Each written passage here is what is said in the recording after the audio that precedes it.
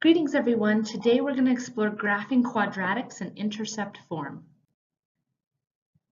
Let's take a look at what intercept form looks like. When our parabola is factored, it's called intercept form. So when I take a look, this looks like two factors. We want to have that initial a value, that leading coefficient, which could determine if there is a stretch or compression. Our p is going to represent one of the x-intercepts. And our Q is going to represent the other x-intercept. We're going to have two intercepts. Those solutions can help me graph my parabola. Let's see what I mean by that. Let's start off with this first function that is in intercept form. If I take my x-intercepts and I want to solve, remember, x-intercept means I want a number for x, my y value is 0. So I'm going to have 0 equals x plus 3, x minus 1. We've done this before. We've set each factor equal to 0, and we've solved. This was last unit. Now in this unit, we're exploring the fact that these are intercepts. So I'm going to write these as a point. Therefore, I can reference them on my graph. I have a point at 1, 0 and a point at negative 3, 0. So look back at that original function and see how it relates to our graph already. Next, I can quickly say that it opens up because it is a positive function. There's no negative leading coefficient. Our vertex, we do have to do a little bit of work here. I have no idea where my vertex is right now, but you can find your x value just by finding the middle. So if I take the 2 points that I've already plotted and I count to the middle, I would end up at negative 1.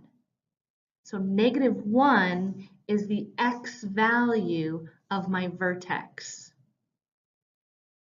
Now I have to find the y value. Well, if I'm ever given an x value, just think of your t-charts. If I have a negative 1 for x, I plug it into the function to find my y. So I'm going to show a little bit of work before I find my y value. Now you don't need a t-chart, but I do want to see some work. If I plug in negative 1 plus 3 and negative 1 minus 1, I'd end up with a 2 times a negative 2, which gives me a negative 4 as an answer. So my y value is negative 4. So let's see if that makes sense. If I go left 1, down 4, that leads me to believe that my quadratic function, I apologize, it should have more of a U shape there. There we go, it's a little better. My quadratic function is positive according to those 3 points. So that makes sense with the fact that I said it should be up. Our axis of symmetry, remember that is our line of symmetry where I can fold the parabola in half. And so if you know your vertex, you know your axis of symmetry. Your axis of symmetry is x equals negative 1. It comes from that middle value. All right, let's find the y-intercept. Whenever you're finding the y-intercept, you want the y, which means you plug 0 in for x. If I take my function and I plug 0 in for x, I end up with a 3 times negative 1, so I get a negative 3. Now, I've been stressing that I would like you to write it as a point, because if we look at our graph, that's where it's located. It's not a vertical line, it's a point. So at 0, negative 3, that makes sense with what I've graphed so far. That looks right for my y-intercept. I take a look, because it opens up, I have a minimum and it is at the vertex. I need to see what point it is at. So make sure you add that information. Domain is your freebie, right? All our parabolas are negative infinity to infinity. Our range is how low to how high. This goes down to negative 4 and up to infinity. It includes negative 4. Increasing, decreasing. I know I'm going to have one interval each. As I follow my graph, I am decreasing first. So from negative infinity to my middle point, I am decreasing. from my middle point to infinity is when I am increasing. All right, let's take a look at a little more challenging problem in the sense that I have a leading coefficient. So let's start off with our x-intercepts. If you need to write this every time, please do so. We want our x, so we're plugging y, or 0 in for y. So if 0 equals 1/4, x minus 6, x plus 1. If I divide everything by 1/4, well, what's 0 divided by anything? It's still 0. So you're right in the sense that I'm not going to end up using that leading coefficient in my x-intercepts. I end up with x equals 6 and x equals -1. Makes sense, your intercepts, I want to see at least a step of work, but it should be really easy to find just by looking at the original function. So I'm going to plot these points. I've got -1 and I've got 6. It definitely opens up because it's positive. Now I want to find that middle value, so I got to count to the middle. 3 from the left, 3 from the right, which means I actually end up at this half point.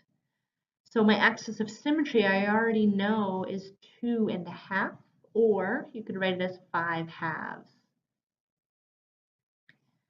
Which means I know the coordinate for my vertex. My x value is 2.5, and I need to find my y value, which means I'm going to take my original function and I'm going to plug in to find my y value. So I'm actually going to use 5/2 minus 6 and 5/2 plus 1 equals, I'm trying to find y. I'm going to leave these as improper fractions. So if I have 2.5 minus 6, 2.5 minus 6, just think about that. If you need to use your graph to count even, I'm at 2.5 and I'm at minus 6. So I go 1, 2, 3, 4, 5, 6. I end up at -3.5, which is the same as saying -7/2. Does that make sense? If you need to use your calculator, you can, but I would like to see your final answer in fraction form. So if you put a decimal here, not a big deal, but I want to see a fraction in the end. Then I'm also going to be at 2.5, and I'm going to add 1. If I add 1, I'm at 3.5. 3.5 put into improper is going to be +7/2. Notice that trend where one's positive, one's negative. I'm going to multiply straight across. So I have -49, and I have 4 times 2 times 2, which is 16. I'm going to ask you to leave it like that. So that's going to be -49/16. So if you look at your calculator and you were to calculate that, or do a mixed fraction, you can look at it as a decimal because we want to know where we're going to plot that point. So 16 goes into 49 twice, which leaves me with 32. Oops, did I say that wrong? Let's take a look again. So 16 plus 16 is 32, plus 16 is 48. Sorry, it goes in 3 times. That's what I get for going too fast. So it goes in 3 times and then a tiny bit, all right? So I'm going to go down 3 in a little bit. All right, now your graph is pretty small. So can you really be accurate when you graph? Not really. What I'm looking for is that it's graphed between -3 and -4. Now if I plot my graph here, I have a pretty wide graph. Well, that makes sense because that 1/4 implies compression, so I should have a wide graph.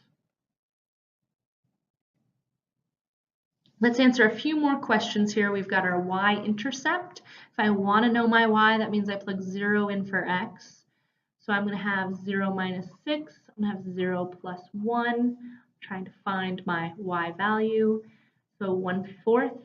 I've got a -6/1, and I've got a 1/1. If I multiply that out, I have -6/4, which reduces down to -3/2. So I'm going to write that point as 0, -3/2. And if I take a look, 0, -1.5, yeah, that makes sense with what I've got graphed. Always make sure they match up, they make sense. I have a minimum at my vertex, so make sure you copy that vertex point over from our previous work.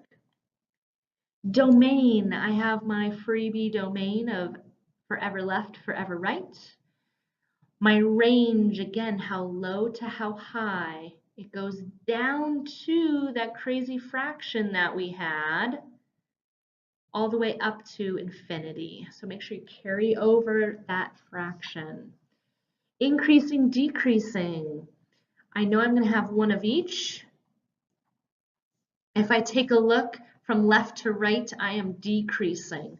So at negative infinity, I start decreasing until my middle value of 5/2 or 2.5, and then increasing from that value of 2.5, I'm increasing all the way to positive infinity. Remember, these are x values. All right, we have a worksheet to complete. It is a colored worksheet for intercept form. So take your time. You'll notice we don't have tables on this one.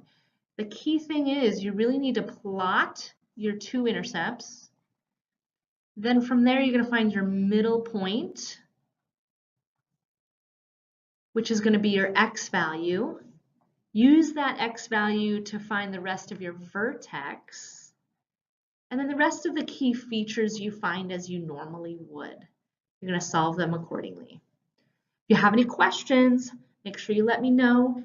Check out the Sabre Center schedule on Google Classroom, and we'll see you next time.